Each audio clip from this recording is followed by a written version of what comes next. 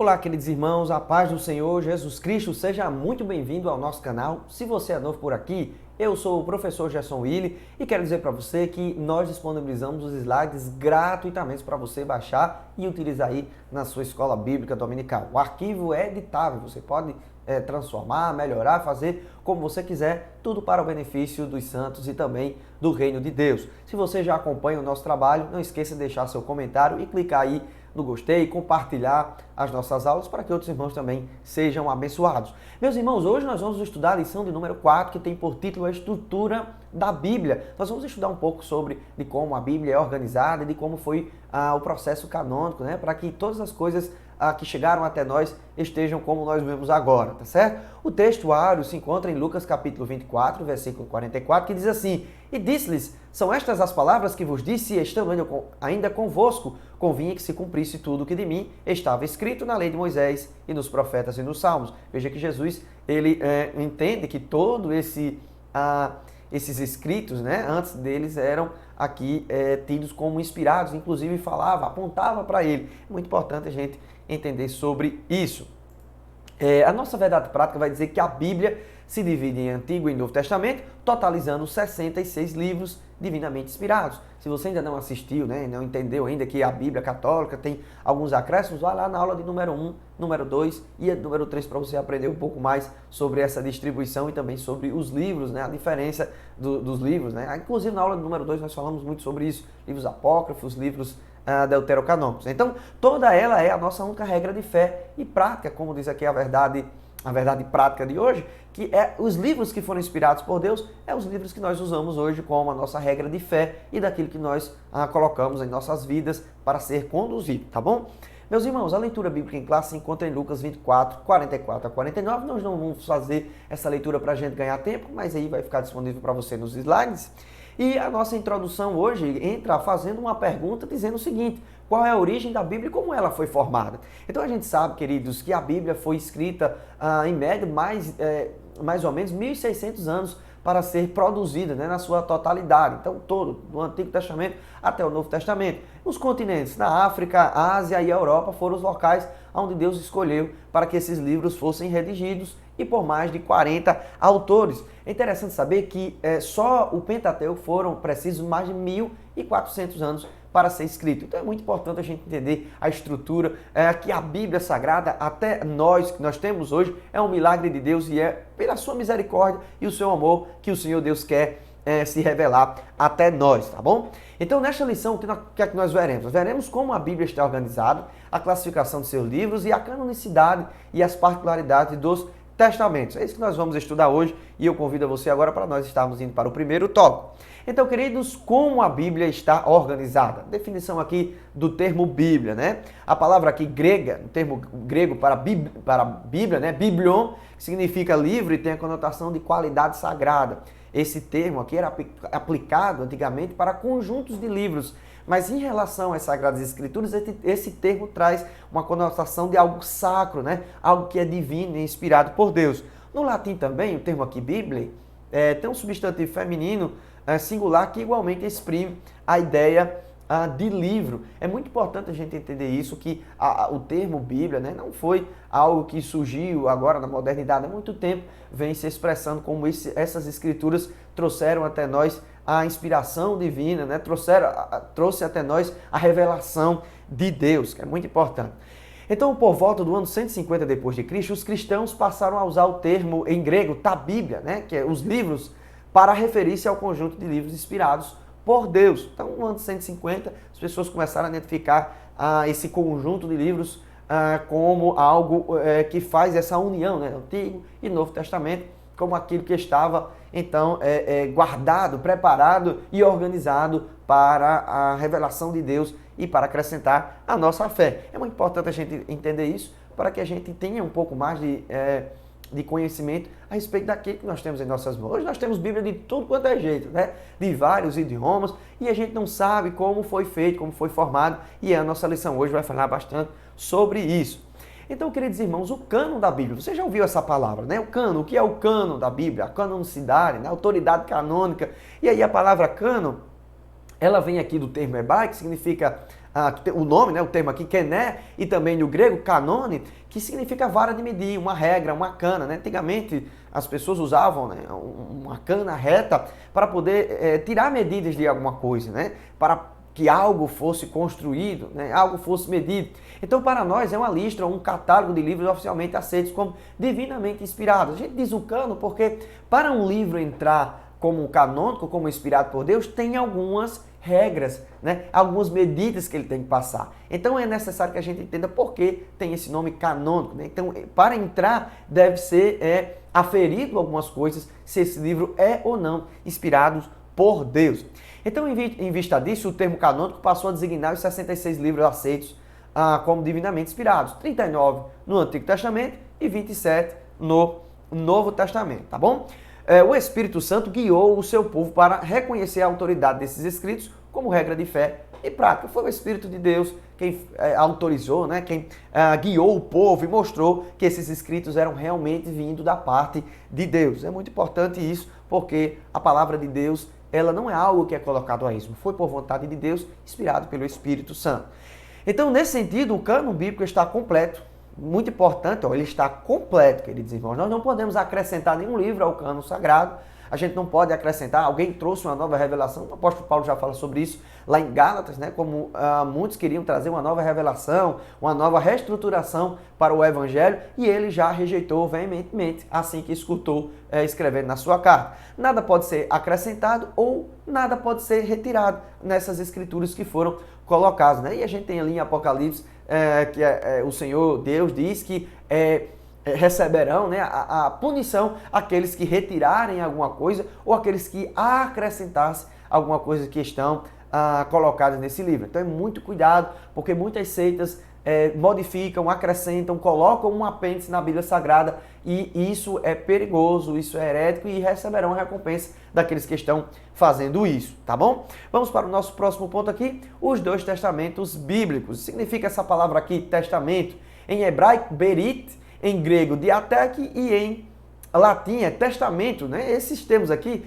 têm um sentido de aliança, de pacto ou concerto de Deus com a humanidade, né? Por exemplo, lá no hebraico, a palavra berito, ou então beritu, quando Abraão ele é chamado por Deus para fazer uma aliança, que ele corta os animais, né? E ele fica ali depois enxotando as aves que tentam subir sobre aquela carne, aquele ali era um ritual de aliança, né? E foi Deus que entrou naquela aliança, não deixou Abraão entrar, porque era uma promessa sendo feita por Deus para si próprio em relação à bênção sobre Abraão, e ali é o termo que é usado ali, né? É o pacto. E no grego a palavra aqui diateque, muito usado pelo escritor aos hebreus, pelo apóstolo Paulo, quando se refere ao pacto de Deus, quando se refere ao testamento, essa palavra aí tem um sinônimo entre si, entre aliança e testamento, porém alguns estudiosos fazem uma inferência de diferentes, né, formas em relação a esse texto, a esse termo, aliás. Porém, é praticamente a mesma coisa, aliança, pacto, concerto, em relação a Deus e à humanidade. E aí também no latim, né, que já é uma derivação dessas duas palavras, a gente entende como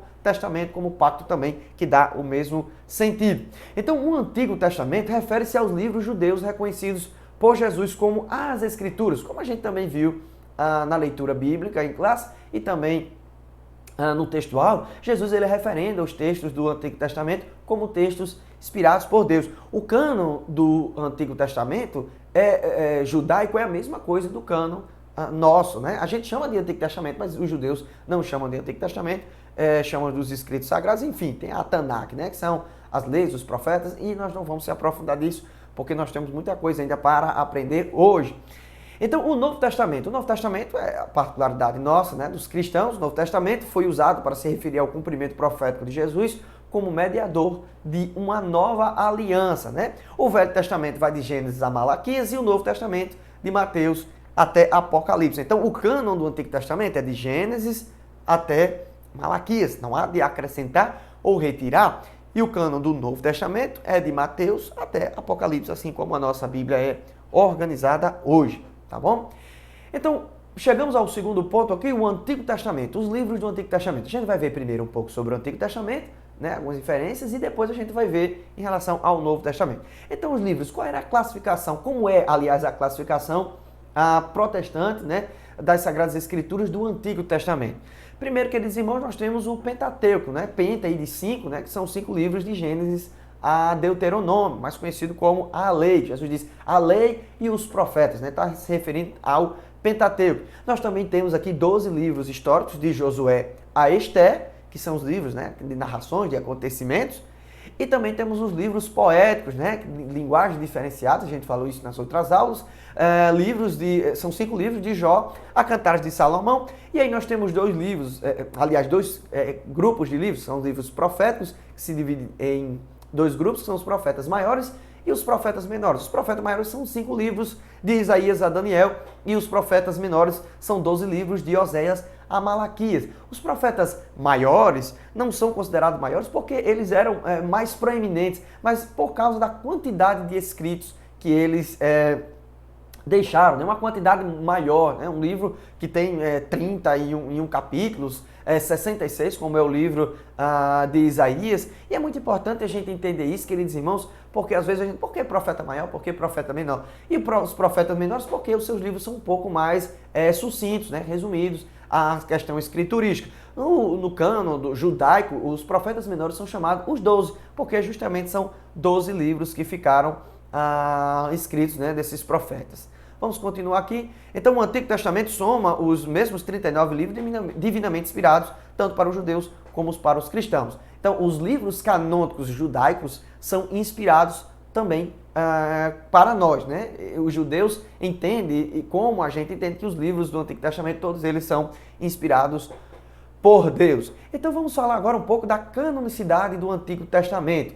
Qual eram os fatores, né, para que um livro se tornasse canônico ou que ele fosse encontrado como livro inspirado por Deus? Nós temos aqui 3 fatores basilares na avaliação de um livro canônico. O primeiro dele, queridos irmãos, é a inspiração divina, que atesta se o livro é inspirado pelo Espírito Santo. Esse livro tinha que ser reconhecido como inspirado por Deus, aquele livro que estava sendo ali aceito por aquela comunidade. Segundo, o reconhecimento do povo de Deus, que atesta se o livro era aceito como autêntico por seus primeiros leitores. Então havia aí um respaldo histórico que dizia que esse livro que estava sendo ali usado, realmente ele era um livro inspirado por Deus, e o povo de Deus reconhecia isso, sempre trazendo uma autoridade, né, sobre esses escritos. O terceiro ponto aqui é a preservação pelo povo de Deus. Se o povo preservou até ali, é porque, como sagrados, é porque sim, tinha aqui esse respaldo de livro, né, canônico inspirado. Então, que atesta aqui que o livro era conservado como a palavra de Deus. A gente vai ver Deuteronômio 31, 24, Daniel 9, 2, você pode ir procurar as referências. Então, queridos irmãos, isso tudo nos mostra que desde o início os livros do Antigo Testamento foram recebidos e guardados como inspirados e autorizados por Deus, dotados da veracidade e de autoridade, tá bom? Vamos lá, vamos continuar aqui. O nosso ponto 3, particularidades do Antigo Testamento. A gente sabe que o Antigo Testamento, ele foi escrito praticamente em 2 línguas, o hebraico e o aramaico, tá certo? Então, quase a totalidade dos livros foram escritos em hebraico, chamado também na Bíblia de a língua de Canaã, tá certo? O hebraico, né? Essa língua aí que nós usamos bastante, né, na interpretação bíblica, para se referendar em alguns textos, encontrar o sentido etimológico da palavra. E não só o hebraico, mas também a gente tem uma influência em alguns textos, né, como o aramaico, essa língua muito estudada ainda. Uma porção pequena de alguns grupos ainda falam o aramaico, mas não quer dizer que é o mesmo aramaico. Tem aí estudiosos que dizem que existiu uma mudança ao longo dos séculos, né? E existe o aramaico antigo, o aramaico moderno, e assim, é uma infinidade. Esse aramaico aqui, alguns estudiosos, inclusive o nosso comentarista Douglas Batista, ele vai dizer que deu origem à língua árabe. Já outras pessoas falam de uma árvore linguística mais abrangente. Enfim, essa é uma língua que está colocada, né, em algumas porções. Por exemplo, o Esdras, né, quando ele foi falar da lei para o povo, ele precisou interpretar, porque o povo já falava em aramaico. Nesse período de exílio, de pós-exílio, a língua aramaica ela foi colocada como se fosse uma língua oficial e falada por todos os impérios. E é muito importante a gente entender isso, porque é a língua que foi até Jesus. A gente vai ver um pouco mais disso lá na frente, tá bom? Então, o último livro canônico foi o livro do profeta Malaquias. Gênesis, Malaquias, se fecha então o cânon, né? A inspiração divina do Antigo Testamento, tá certo? Próximo ponto aqui, nós entramos aqui os livros do Novo Testamento, tá bom? Os livros do Novo Testamento de que forma eles são organizados, quantos livros são. E aí, queridos irmãos, são 27 livros inspirados e autorizados que são chamados de canônicos. Então, no Novo Testamento, a gente tem esses 27 livros como inspiração de Deus. Tem uns livros históricos que apontam para esses livros aí, mas não são considerados inspirados por Deus. Esses livros que nós vamos falar agora, eles são inspirados pelo Senhor. Então, nós temos aqui a classificação. Primeiro, são 4 livros do grupo, né, dos evangelhos, ou biografias de Jesus, né, Mateus, Marcos, Lucas e João. Nós temos um livro apenas histórico, que é o livro de Atos dos Apóstolos, né? E também nós temos as epístolas, que se subdividem em epístolas paulinas, com 13 cartas. Você veja a quantidade de cartas que o apóstolo Paulo escreveu, né? De Romanos a Filemon. As epístolas gerais, com 8 cartas, de Hebreus a Judas. E nós temos também o livro de Revelação, que é um livro profético do Novo Testamento, que é o livro de Apocalipse, tá certo? E aí, queridos irmãos, chegamos aqui no nosso segundo ponto, né? Ainda do Novo Testamento, a canonicidade do Novo Testamento. Como é que a gente entende que os livros do Novo Testamento são canônicos, são inspirados por Deus? E aí a gente tem praticamente as mesmas coisas, né? As mesmas referências do Antigo Testamento. Primeiro, inspiração, depois reconhecimento e a preservação dos livros como palavra de Deus. Era muito importante que naquela época a gente entender que naquela época circulavam livros ou escritos, né? Como se fossem pseudepígrafos, né? Como se fosse colocado para os apóstolos. E eles eram retirados, cancelados e tidos pela igreja como não inspirados por Deus, porque não batiam com as Sagradas Escrituras, não batiam com a doutrina de Cristo e nem se fundamentavam na doutrina dos apóstolos e dos profetas. Então, quais eram os critérios de avaliação do Novo Testamento? Primeiro, a Bíblia oferece indiscutíveis provas de inspiração do Novo Testamento. Vários textos do Novo Testamento, os irmãos que estavam escrevendo ali, vão se mostrar como inspirados por Deus. Então, desde o início, os escritos falsos foram refutados, como eu já falei, pela igreja. Os escritos que estavam perambulando ali, circulando, quando a igreja recebia, perguntava às autoridades, diziam, isso aí não é da palavra de Deus, como a gente também relatou a respeito dos judaizantes na carta do apóstolo Paulo aos Gálatas, tá certo? Então, outra coisa aqui que os primeiros cristãos adotaram a prática de leitura dos livros autorizados em suas reuniões de cultos. Esses livros do Novo Testamento eram lidos nas igrejas como ensinos, né? Como o entendimento da revelação do Antigo Testamento, como ela tinha se desenvolvido no Novo Testamento, e aí eram tidos como livros autorizados e sagrados por Deus, e aí chegando até nós, tá certo, queridos irmãos? Chegamos aqui no terceiro ponto, particularidades do Novo Testamento. A língua escrita no Novo Testamento é o grego koiné, que foi o idioma usado para redigir todos os livros do Novo Testamento, tá certo? E a gente vai ver aqui que nós temos ainda no Novo Testamento expressões redigidas no vernáculo grego que possuem significados aramaicos. Então, várias vezes existe ali uma interpretação. Mateus, por exemplo, ele vai fazer uma interpretação a respeito de algumas passagens. A gente vai ver aqui, eu deixei aqui, né? Olha aqui em aramaico, né? Talita cumi, que significa menina, levanta-te, em Marcos capítulo 5, versículo 41. Abba pai, que literalmente é pai, ou meu pai, né? Alguns, uma linguagem um pouco mais informal, diz que é paizinho querido, ou meu papai. E aí também temos Elohim, Elohim lama sabachthani, que significa Deus meu, por que me desamparaste? Quando Jesus ele foi curar também uma pessoa que era muda e surda, ele disse efatá. Essa também é uma palavra que significa abre-se, em aramaico. Então várias partes do Novo Testamento trazem essa transliteração aí, porque naquele tempo ali o aramaico ainda era muito usado, muito difundido ali na Palestina. Tá certo, queridos irmãos? Mas o grego koiné, ele é uma língua, né, que foi preparada, a gente diz assim, no período intertestamentário para que a propagação do evangelho fosse difundida. E é importante a gente entender isso, que Deus preparou o ambiente, a questão sociopolítica, a questão até das ruas e também da linguagem, para que fosse rapidamente difundida a palavra de Deus, como por cartas e como também por outros escritos. Então vamos lá, queridos irmãos, particularidade do Novo Testamento ainda, o conjunto dos livros canônicos foi escrito antes do término do século I, diferente do cânon do Antigo Testamento, que durou cerca de 1000 e poucos anos, né, aqui a gente falou, os livros do Novo Testamento foram rapidamente canonizados, né, foram fechados rapidamente. Antes do primeiro século, depois de Jesus Cristo, já se fechou o cânon do Novo do Novo Testamento. Então o último livro é o livro do Apocalipse de João, datado por volta de 96 depois de Cristo. Alguns dizem que esse não foi o último livro a ser escrito, mas na nossa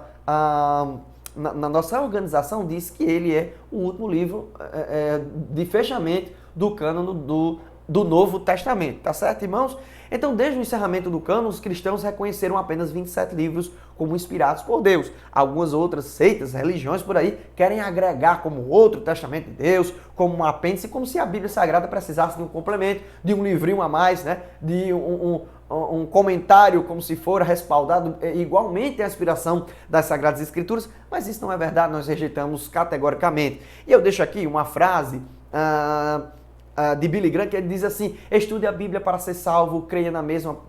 Estude a Bíblia para ser sábio, creia na Bíblia para ser salvo e siga seus preceitos para ser santo. Então toda essa organização que a gente viu é algo preparado.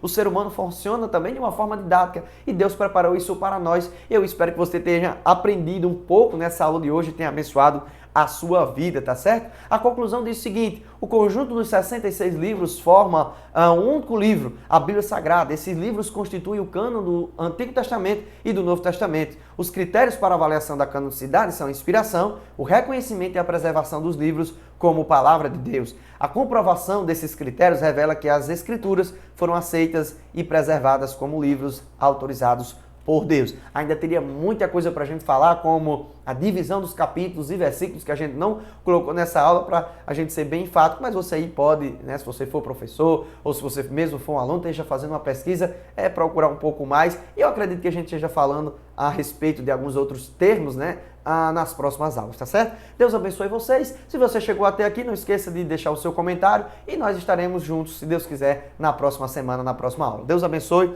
e até mais, em nome de Jesus. Amém.